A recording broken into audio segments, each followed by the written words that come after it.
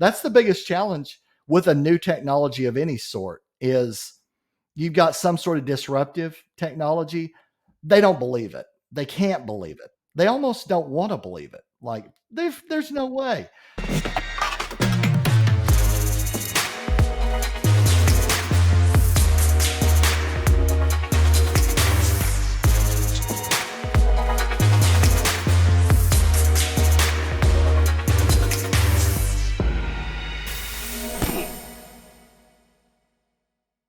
Did you know that 91% of phishing attacks are conducted via email? Freight brokers are particularly at risk as email is the primary, really only option to collect carrier invoices, until now. ePay Manager, powered by OTR Solutions, is a back office automation and carrier payments platform that revolutionizes brokerage back offices with their proactive invoicing workflow, a centralized portal that gets you out of your email. The key to ePay's invoicing workflow is that the invoice is proactively triggered by the broker's TMS and is only created once the carrier reviews the details, which catches invoice disputes early on. This means that you can increase your invoice processing by up to 300 to 500% and reduce billing inaccuracies by 99%. Learn more about ePay by visiting epaymanager.com or text ePayFC to 80483 to see what they can do for your brokerage. Today's episode is also sponsored by Rapido. Rapido connects logistics and supply chain organizations in North America with the best nearshore talent, scale efficiently, operate on par with US-based teams, and deliver superior customer service. Rapido works with businesses from all sides of the logistics industry, including 3PLs, carriers, and logistics software companies. Rapido builds out teams with roles across customer and carrier sales and support, back office administration, and technology services. The team at Rapido knows logistics and people. It's what sets them apart. Rapido is driven by an inside knowledge of how to recruit, hire, and train within the logistics industry, and a passion to build better solutions for success. Learn more about the Rapido solution and begin building your team away from home at gorapido.com. Today's episode is also brought to you by Control Chain. Struggling to find loads? Control Chain offers a cost-effective solution for carriers to secure more freight contracts with reliable shippers. Plus, you get a free tool that automates tasks like managing order details, updating customers, and sending PODs. Say goodbye to spreadsheets, emails, and phone calls. With Control Chain, you can manage everything on one platform, from planning and execution to getting paid. Sign up at controlchain.com and start receiving loads today. Today's podcast is also brought to you by Happy Robot. AI workers allow you to train once, scale without limits, and leverage every single data point. Happy Robot's AI workers can be deployed across your business. Common uses are carrier sales, check calls, and POD collections, but workflows can be configured to any use case. Happy Robot connects to your systems to handle phone calls, emails, or any other communication channel. Data from every conversation is logged and leveraged for future sales. Customers benefit from operational efficiencies and time back to handle exceptions, build customer relationships, and proactively close deals. Happy Robot is automated communication built for the supply chain. To learn more, go to happyrobot.ai. Welcome back to another episode of the Freight Caviar Podcast. Today we're talking with Andy Hedrick, CEO of Green Path Tech. Andy's been in the supply chain industry for 31 years, worked in 9 countries, and built tools like truckingtowerleads.com to help businesses grow. We'll focus on how freight brokers can use his tools and ideas to win more business and reduce costs. Andy, thank you for joining us today. Would love to hear your introduction into this industry. How did you get into the supply chain? Tell us a little bit about who you are and how you got here today. Thanks for having me, Paul. It's always fun talking with you. It's an interesting story. Back in college, 1992, a friend of mine and I were going through industrial engineering school together in college. And he said, my uncle's got this company. We've got some part-time work. Would you be interested? And I said, well, what is it? And he said, it's entering driver logs, thousands of them. And I'm like, okay, what is a driver log? And he said, okay, we're going to you get stop times, unload rates. You figure out what accounts are detaining drivers. This was all on a 286 computer in Lotus 1233 spreadsheets. And these stacks of driver logs were this big. I mean, hundreds and hundreds of at a time. But, the idea was help them do better route plans and also streamline, get rid of all those long detention times and so forth. And so that was the first thing. And then we started, it was a consulting company called Kazitsky and Associates at the time, became Appian Logistics Software. We were acquired a number of years later by TMW Systems, worked with them, and also then was acquired by Trimble. So I did all of that. And in between there, I had about 7 years of overseas helping companies go global. So North American companies wanted to set up a distribution center in, say, Singapore. Uh, I'd have to go over there and project manage it, set up the warehouse, set up the kitting lines and all that and so forth. And it just kind of one thing after the other just kept building. And then they would send me to China, and then they'd send me to Portugal, and they'd send me all over the place. And it's been really an awesome adventure. I never really, in college pictured being in supply chain. I really didn't know what it was, honestly.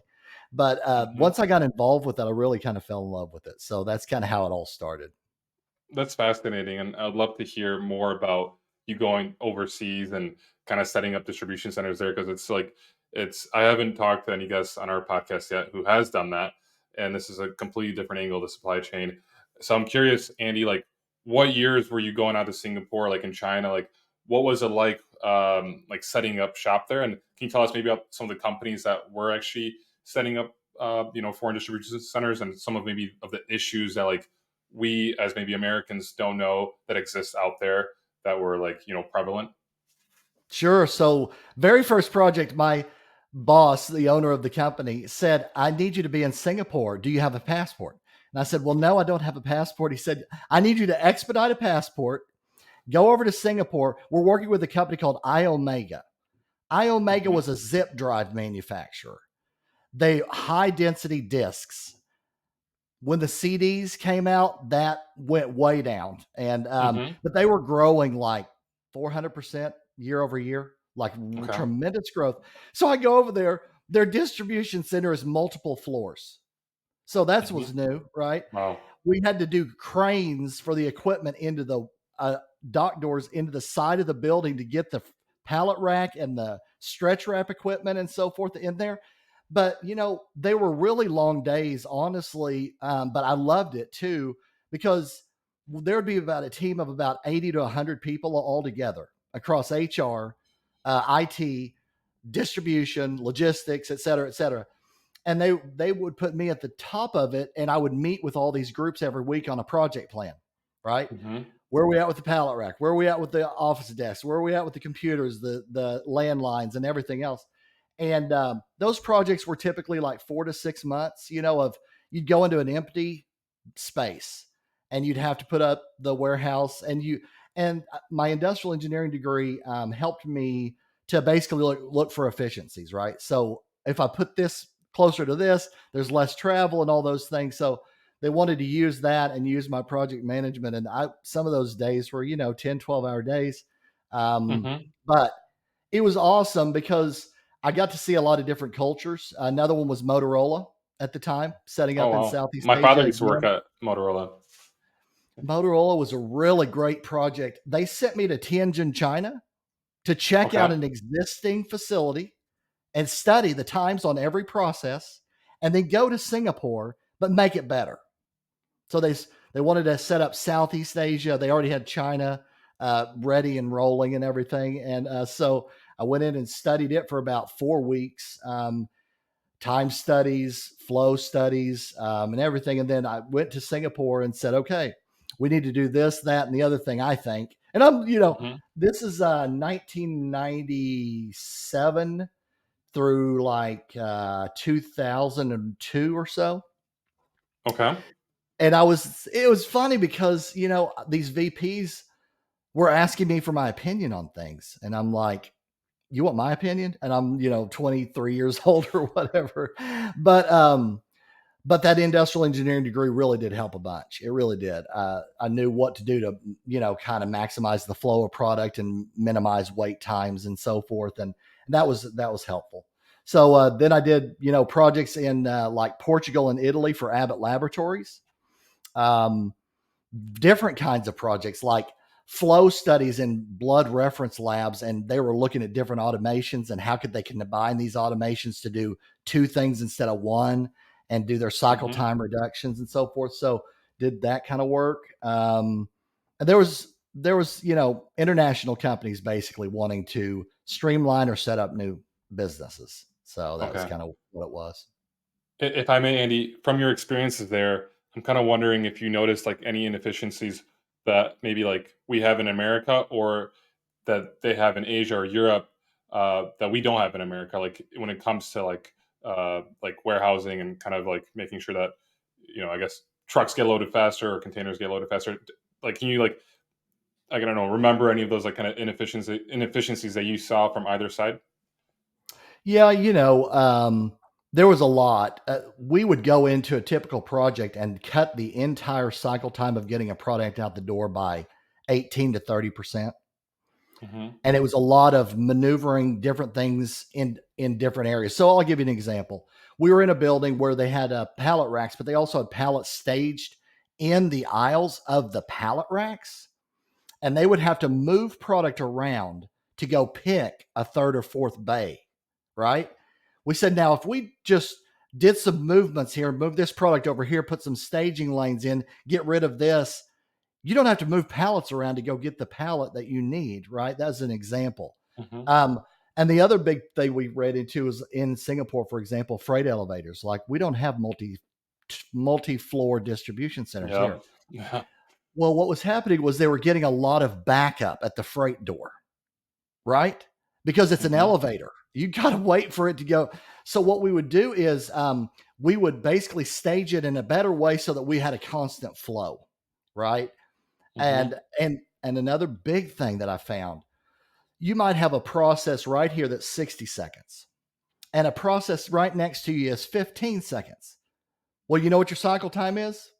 60 seconds, because that person with the 60-second job can't do it any faster. So just one of the big things we did was like give half of that work to the next person and cut your cycle time to like 40 seconds on every step, right? Hmm. And so it just made, what we were working on is just get the product to flow better.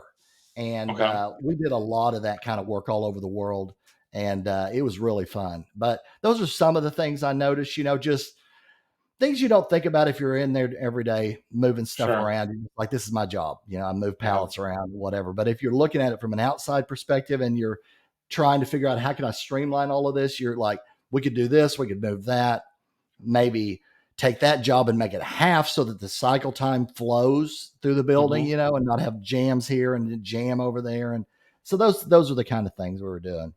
I love those stories, and like I imagine visiting those 9 countries was, first a cultural experience, but also just very eye opening to see other parts of the world when it comes to logistics.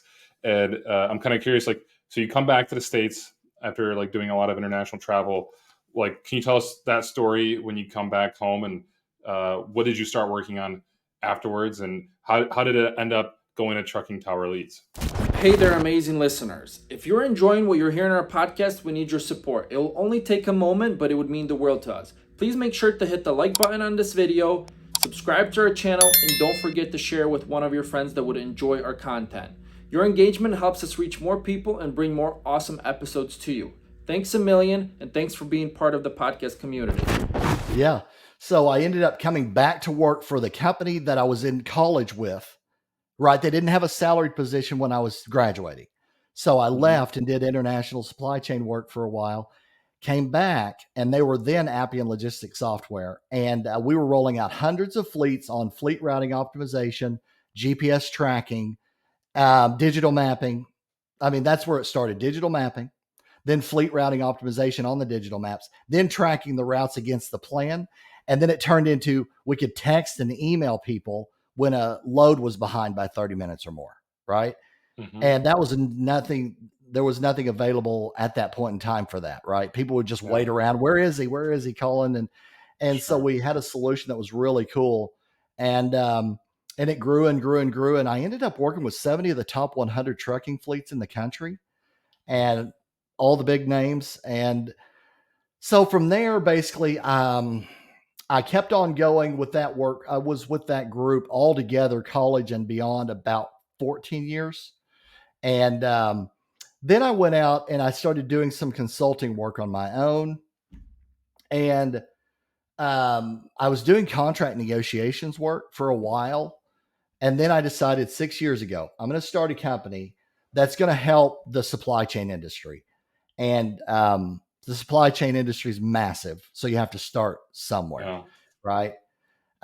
We started with doing fuel economy improvement projects with fleets. A big problem we were running into and why we created Trucking Tower Leads is this. You got all these lead databases out there. The problem is you can download like 5,000 records, but it's full of freight brokers, consultants, freight forwarders.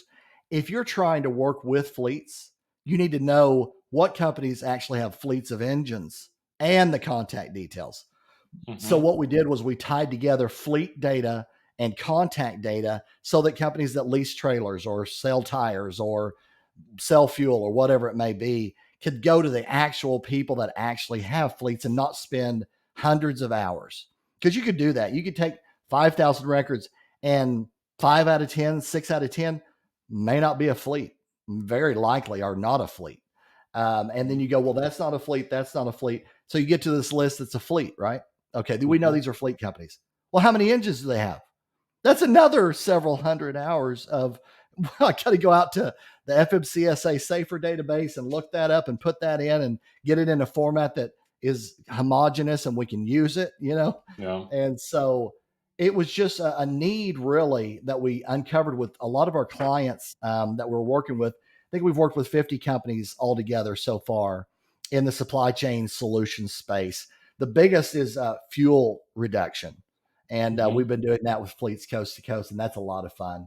Um, but that's kind of how what came about was really a problem that ourselves and our clients were running into, which is I'm spending hundreds and hundreds of hours to try and find the right people.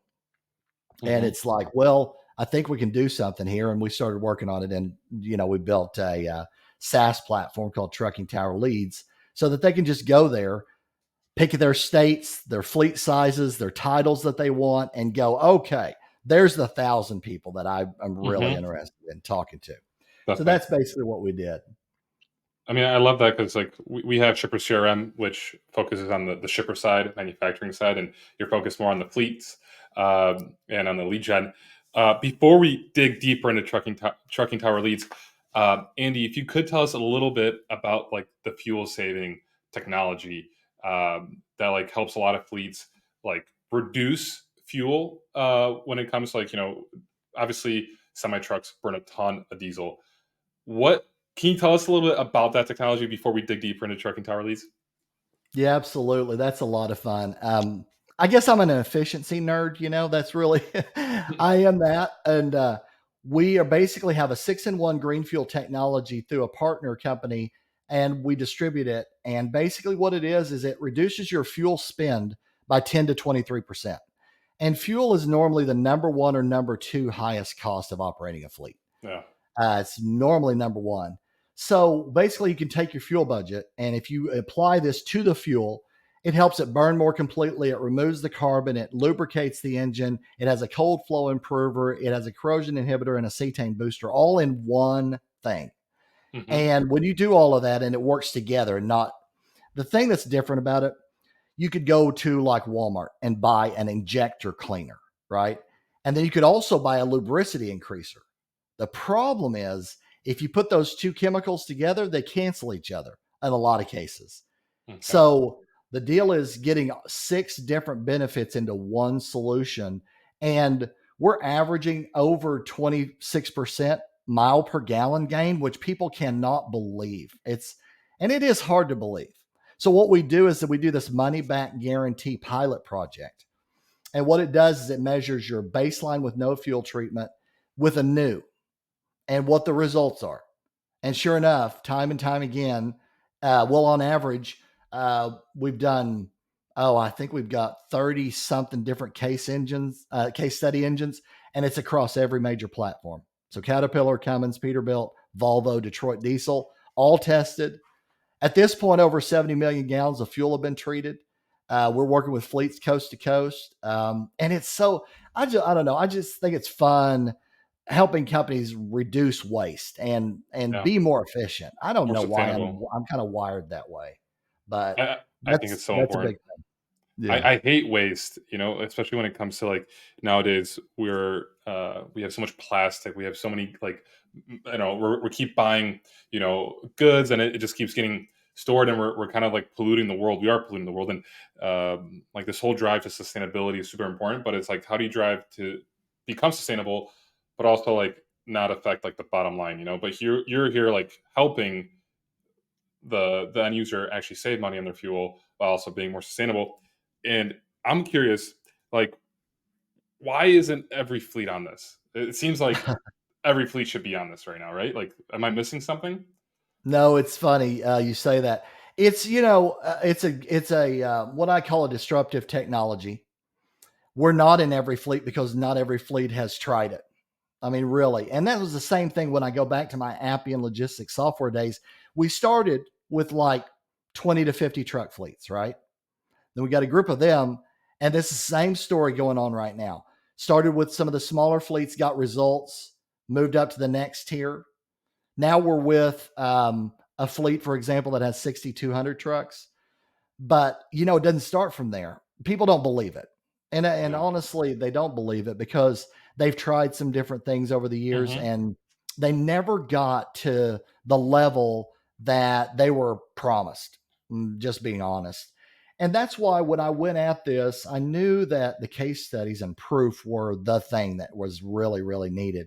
And I had a lab studies, but the problem with lab studies is they'll say, and rightfully so, that's in a controlled environment.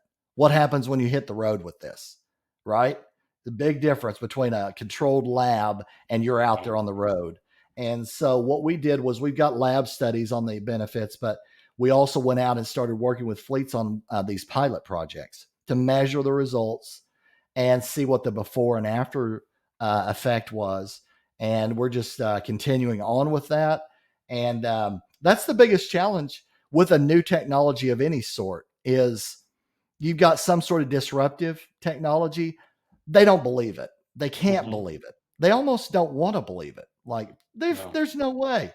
But that's what's fun is when we have these studies, and at the end we get to meet on it and talk through it, and it's like, wow, it really is happening. So ePay Manager, powered by OTR Solutions, is a back office automation and carrier payments platform that revolutionizes brokerage back offices with their proactive invoicing workflow, a centralized portal that gets you out of your email. Learn more about ePay by visiting epaymanager.com or text ePayFC to 80483 to see what they can do for your brokerage. What is the average mileage per gallon that you mentioned? What was it at for like using the technology? yeah, we're averaging over 26% across all of our case studies, improving Increase, mile. improvement. Okay. Yep. So if you're Hmm. like at, let's say, 7 miles per gallon, you're going to be closer to 10, which is, I mean, a huge reduction in overhead cost when it comes to fuel. That's very interesting. Like, most of our audience is freight brokers, and then we also have a decent amount of trucking companies listening. And so if you're a trucking company, definitely reach out to Andy. Like, I think this is like, I would be doing that right away. Uh, and so having reached out to all these fleets selling the product, trucking power leads comes into play. You build out a SaaS Yep. product, and now you're essentially like allowing people to, if they want to reach out to trucking companies, a whole database uh, of leads that they could access via map. Can you discuss that and tell us, like, especially since like we have a lot of freight brokers listening in, how can that help like the average day or everyday freight broker, tap into those leads and reach out to those trucking companies? Absolutely. So if you want to partner with more carriers, for example, you need to know where they're at for one, right? Where are they geographically located, and who should you be talking to? Like if you're in freight brokerage, you're probably not talking to the VP of HR, right? You're probably Hmm. talking to a VP of operations, a COO, maybe their VP of business development, maybe. Um, so freight brokers that want to find more carrier partners, they can go and look and sort and search and filter Hmm. and look at a map that's got heat maps. And really, the idea is get to the ones that are a sweet spot for you, you know, whether it's smaller fleets, mid tier fleets, or enterprise large fleets. Get to the people that make most sense for your company and your structure to partner with. And that's where a freight brokerage could really, um, you know, get more business basically, from Hmm. doing that, partnering with the carriers to bring in more business. And so, and all of the fleets that I've ever worked with, they always have an outsourced part of their business, right? They've got a lot of them have core dedicated. And then they've got 10, 15, 30, 40% they've got to figure out, right? Yeah. So that's a huge area of opportunity for freight brokers, I think, for sure. hmm And you're currently offering a free trial. So if anyone wants to check it out, they could go to truckingtowerleads.com and set up an account, take a look at it.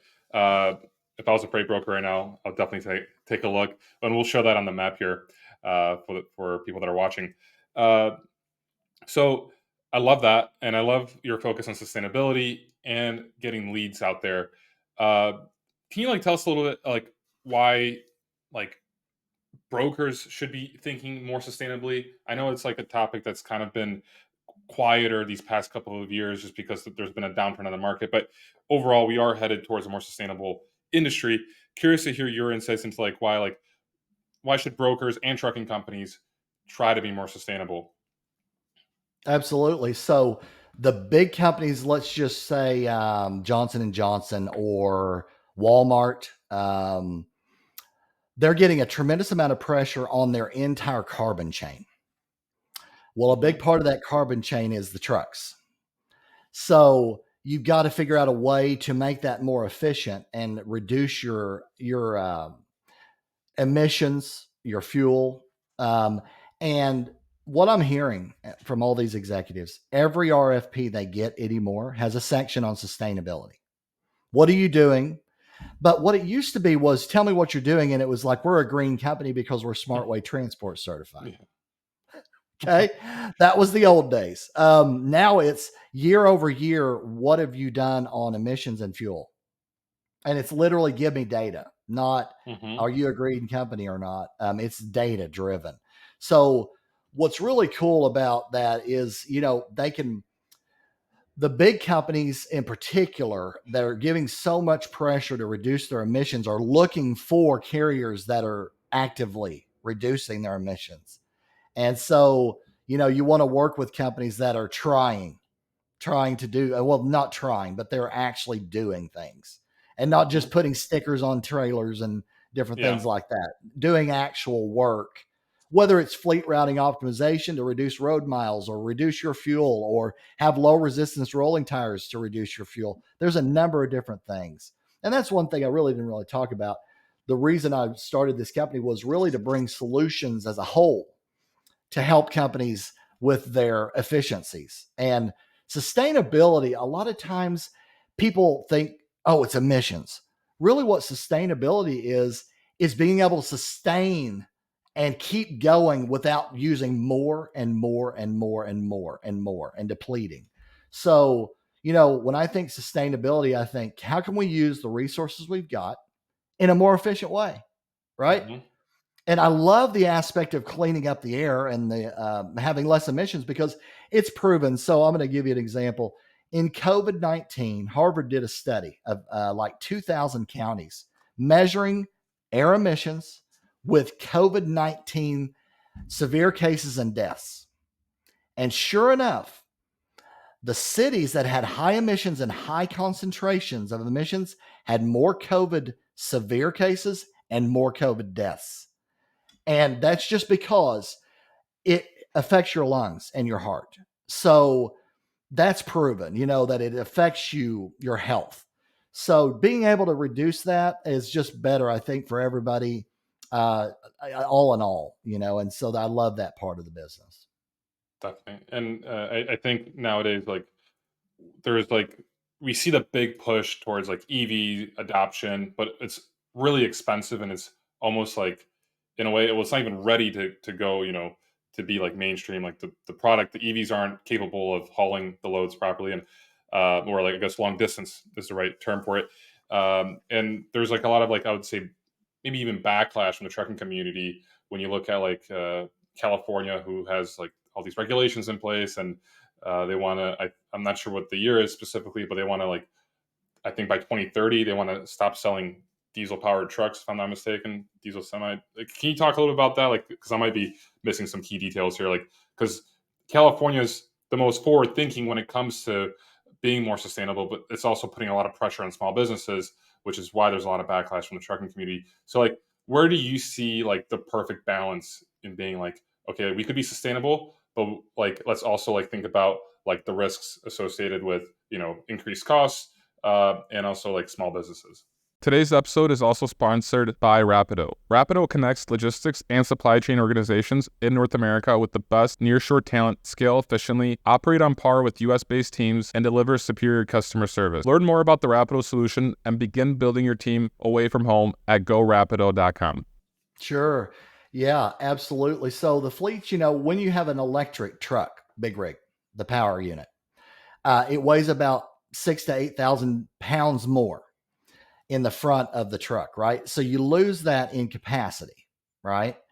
Not only that, the roads and the bridges were not built for that. And then third, there's no infrastructure to support big rig, long haul trucking. Okay. Mm-hmm.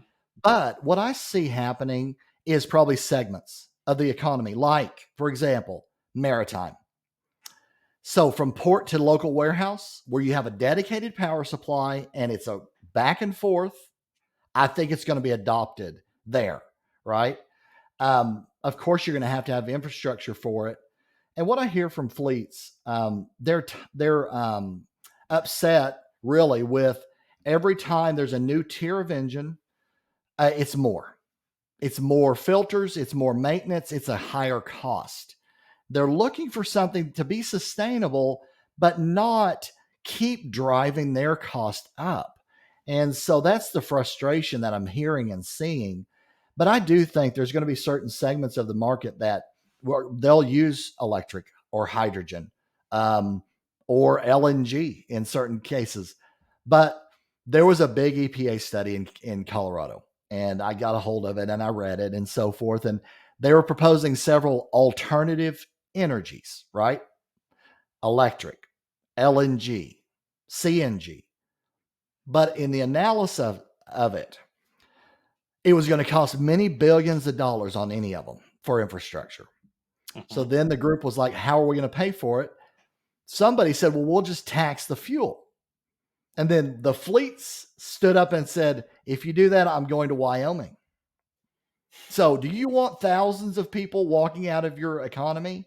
Right. So it's got to be done, to me, in a logical way. Right. Mm-hmm. You can't blanket say that electric is the solution for everything. I don't think so. I think it's in segments that it makes sense. And that's the way I see it unfolding, is certain segments, and then it maybe expand a little bit. But the other thing with the electric is the carbon chain. We got to figure that out too, because getting lithium from a mine in China and then shipping it on a boat over here, then putting it in a truck, and then disposing of the lithium batteries as well. The whole carbon chain, you have to look at that, not just, well, this segment is really, really good, but what about all the upstream and downstream segments?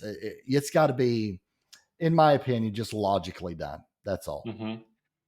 I read or heard a couple years ago, and they talked about this a little bit, because there's like this conception that electric vehicles are just 100% like sustainable, or 100% like clean of emissions. But like you said, like, first of all, like, you have to get the lithium, got to transport it, and then the lithium batteries are also, you have to dispose of them afterwards, which causes a lot of problems.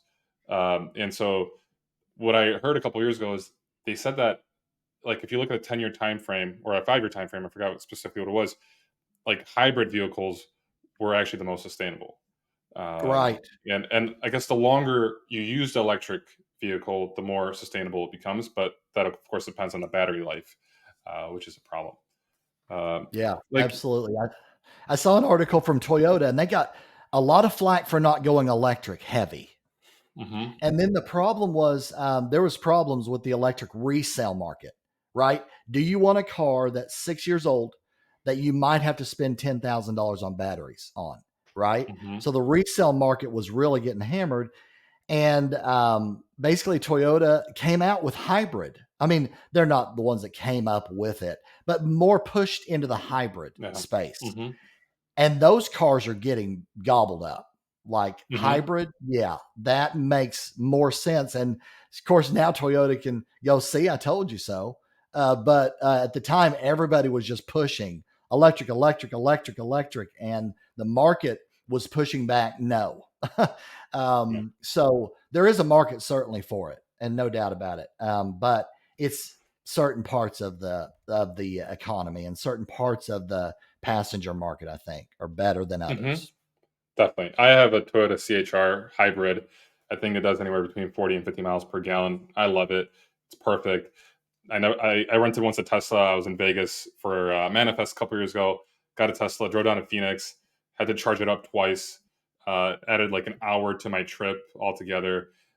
So just it was an inconvenience for sure. And I guess like what I'm kind of curious: are semi trucks like are they creating hybrid versions? Like, I'm not really like well educated on like the new semi trucks. I know there's like, what's like the new? There's like that new really cool looking truck out there. Oh, jeez, I forgot the name of it. It looks Oh, so futuristic, but it's an Cybertruck, I think. no. Is That's that the one no, you're talking about? and it's a semi truck. It's a semi truck. A Yeah, semi, okay. I'm not sure. uh, There's been several different concept trucks yeah. that have come out, Hmm. and they have been the funny thing is, I gotta tell you a funny story. One of them came out, and it had skirts that were 2 inches off the ground. Yep, that's the one I'm talking about. That's cool if you could drive it. But the problem is when you go over a hill, it scrapes and Yeah. tears up the trailer and everything, right? So, okay, if you were in a flat land run in Nevada, for example, you could do that. But Hmm. if you're in Colorado or Georgia or wherever, Yeah. it's not possible.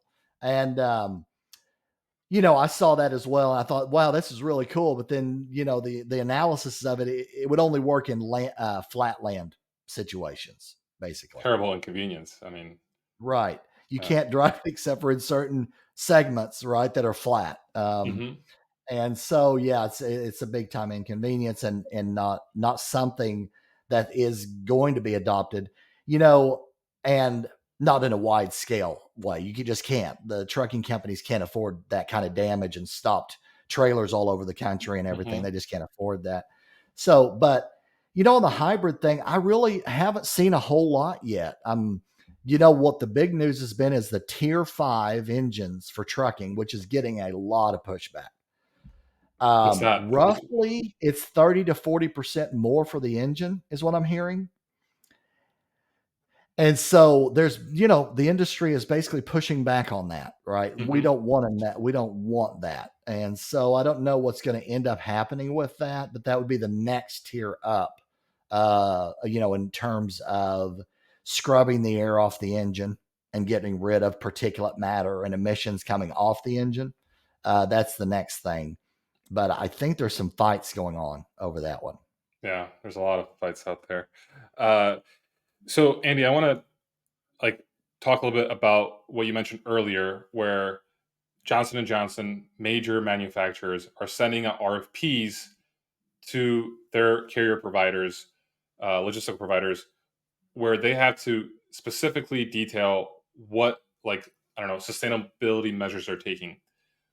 Where do you see this heading? Like, I mean, beforehand it was more kind of greenwashing is like the term where you're kind of like label yourself as being green because you have the smart way, I don't know, partner.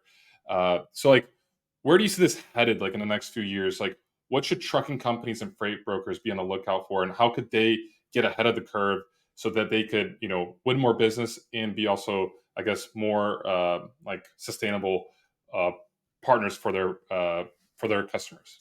Today's episode is also brought to you by Control Chain.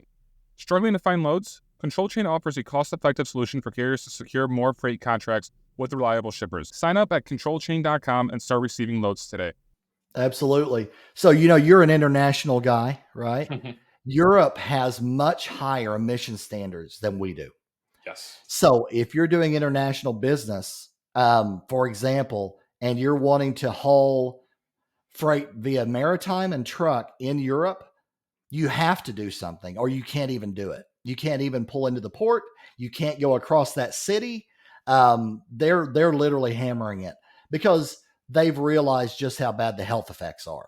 Hmm. So that for one, if you're trying to work with an international company that has any sort of a presence in Europe, you're going to be dealing with this and it's not going to go away.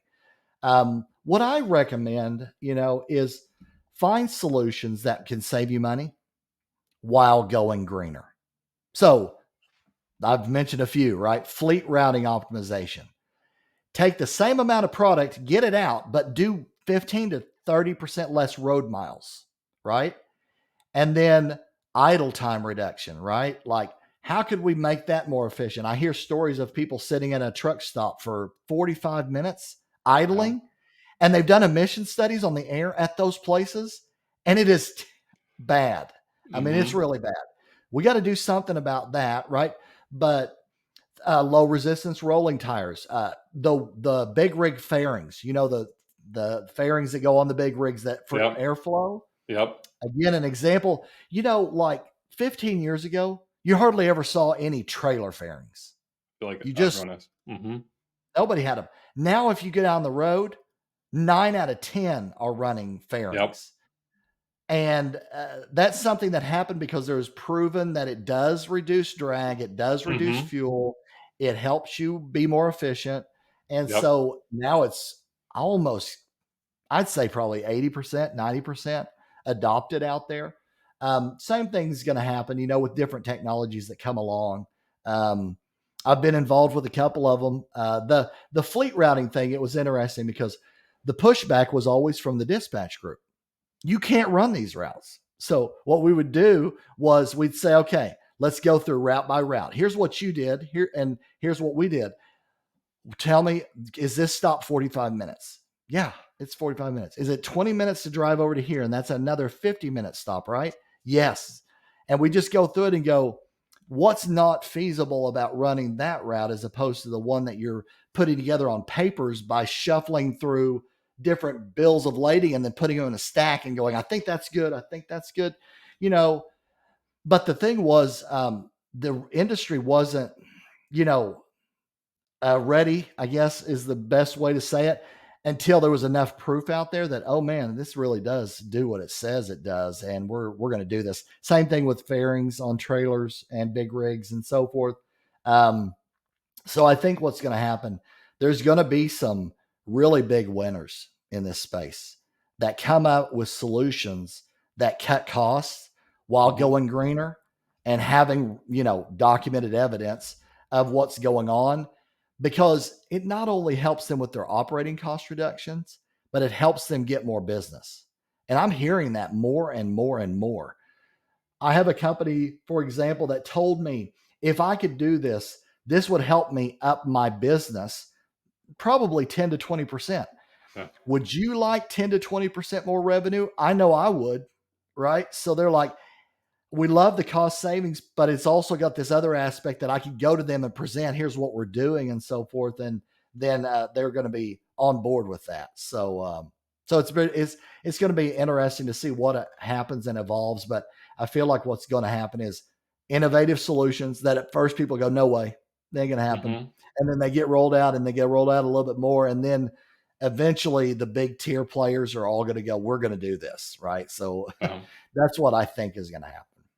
What I love about this angle is that you're, offering operational cost reductions while becoming more sustainable, which is something that's relatively unheard of in this industry, because usually it's, you got to increase operation costs, buy electric vehicles or buy the technology, whatever it is, and it increases your operational costs, but it makes you more sustainable. So this is why I really do enjoy your perspective, because I think it's where the industry's headed. Right, this is where we're going to be going to, and you're very well versed in the sustainability and supply chain aspect. You and Michael Vincent host a podcast every week. Can you tell us a little bit about Supply Chain Innovators and Freight Executive Insights and the podcast that you record? Yeah, that's a whole lot of fun. So Michael Vincent, was the dude on Freight Waves, and we met shout out to Michael. 3.5. Yeah, you know Michael well, oh, yeah. Right? Love Michael. Love working with him, collaborating with him. We started doing some podcasts together 3.5 years ago or so. And then I brought him onto my show, and then we started doing more and more and more. And he's very, very well versed in sustainability and emissions reduction, more so than me. And we started working with companies basically that are innovative. So we have a show called Supply Chain Innovators, and it's for companies that are doing things to change the supply chain industry, right? There's a lot of them out there, and probably a lot of them you've never heard of as well. So we bring them on to talk about problem, solution, and what does it impact, and how does it impact it? And the questions like, why is not everybody using this yet? Because you have to go low, mid, and then big, and so forth. So the supply chain innovators is for companies that want to get out there, and we have about 80,000 playbacks per month on You on guys do our great on that. podcast. And then Freight Executive Insights is for companies that are operating fleets, and it is, what do you do? And it's, man, you think trucking, right? Trucking is the food service, local day cabs, long haul flatbeds, step decks. I mean, dry van, and on and on and on. Like, trucking itself has about 50 segments, right? So it's like, what do you do that's a little different than other people? And how did you get to be successful? And how did you get involved in it, and so forth? So that's Freight Executive Insights, where we are basically bringing on fleet executives to talk about solutions, really, is what it is. And then you also have Sus News. Can you tell us a little bit about that and like how that got underway? Yeah, so that's Michael's brainchild. And I love it. He has these short segments about some sort of news in the sustainability area, and then he'll analyze it, right?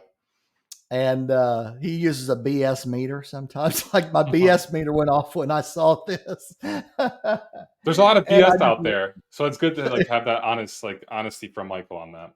Yes, that is true. There's a lot, and commonly called snake oils or whatever, but not proven. But they're going out there and saying, we're going to reduce emissions by 40% because we've got this thing.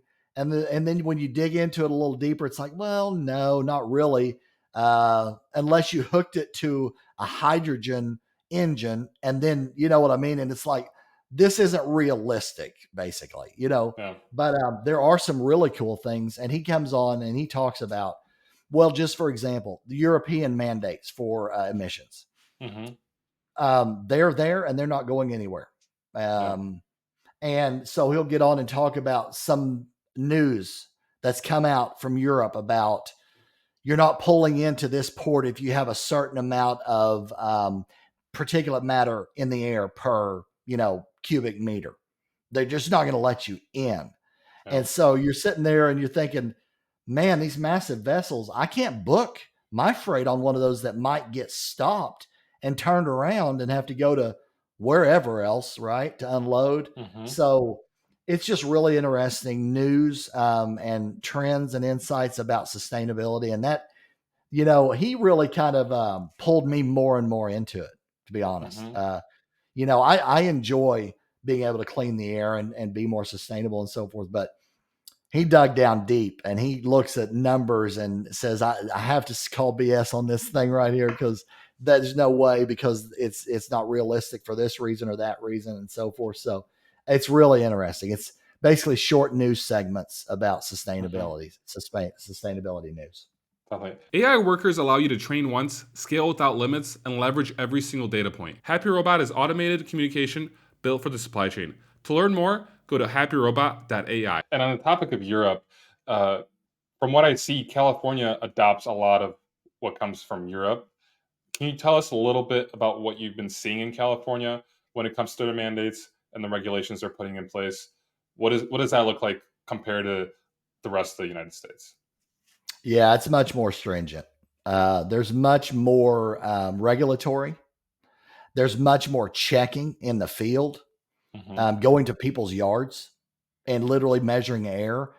They have mandates that they want to go to, like you were talking about, no diesel or very little diesel in their state, for example.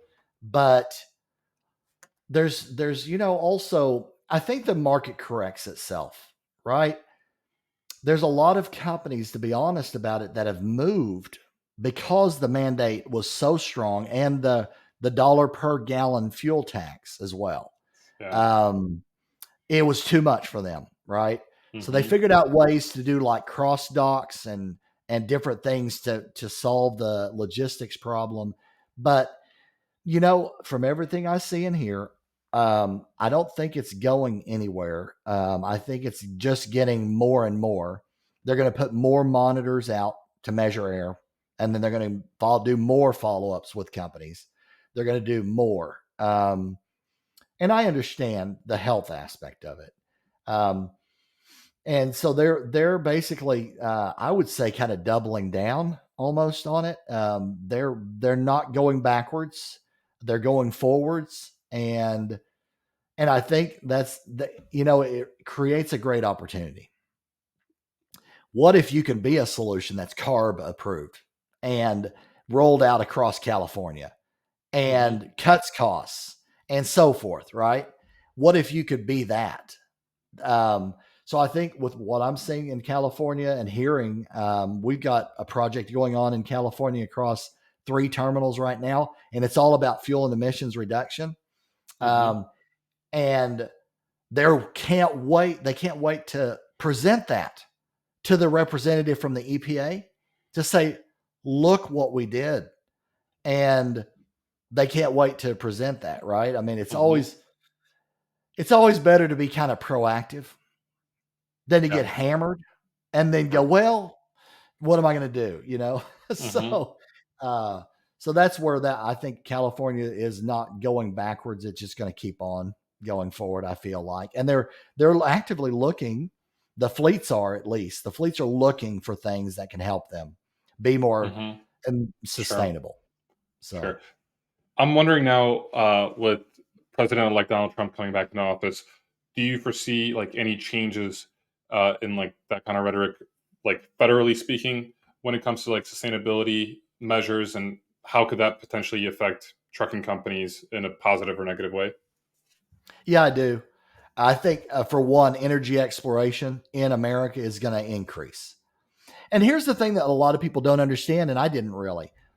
The efficiency of a diesel compared to a solar farm and BTUs output is much more efficient, right? You need less of those wind farms. So all of the manufacturing of the wings and the towers and the concrete and everything else. So what I see with the Trump administration, they said drill, baby, drill. I mean, they said it, right? They are going to go out and they're going to expand energy exploration. One of the things that was in place was no drilling on federal land. That's probably getting reversed. And the thing about it is, our economy is so tied to energy. It is incredibly tied to energy. So I was at a conference not too long ago in the petroleum space, and they were talking about coal, fuel, CNG, LNG, electric, and so forth, the cost to have manufacturing facilities running off of like coal-fired power plants compared to solar. The costs on these areas where they are trying to put in solar and wind much, much more, we're having issues. Higher cost and reliability. So there's certain segments I'm hearing, like Germany, for example. Germany really went hard at solar and wind. The cost of energy for those is more. Yeah. So now what's happening is they're losing manufacturing plants. Volkswagen came out with an announcement that they're moving 10,000 jobs out of Germany, right? That is eye-opening. But when you look at it, and also a lot of people don't understand that petroleum is used for your cell phone covers, plastics, polyester, paint, all these things. If you like your cell phone, you like the petroleum because, or if you like your North Face jacket, which has a 70% shell that's polyester, you like petroleum, right? So one of the things that I took away from that conference was you got to be logical about it. You can't just say all in on something unless you look at the costs and the impacts on industry, on people, and so forth. So it's got to be done in a logical way. Definitely, and I agree with you, Andy.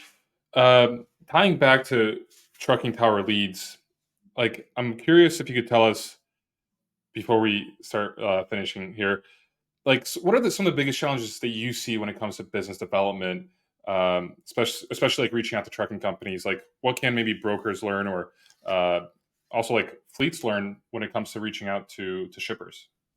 Sure. So, two big things I see there. One is automation. Rather than me typing or copy pasting an email, for example, to somebody, right? I can literally have an automation, and it's now with AI coming in.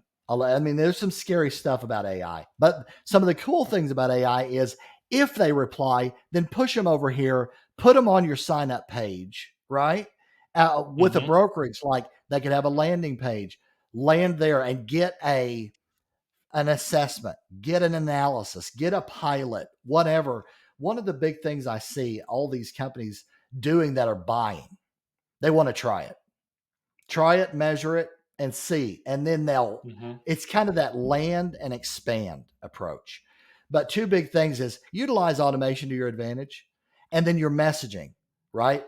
The messaging is so important. What I see a lot of companies really doing, and it's easy to do, is talking about features and benefits as opposed to net savings and cost reduction and things that really impact the bottom line, right? They're off Hmm. talking about better mapping or things like that. And it's like, what does better mapping do for you?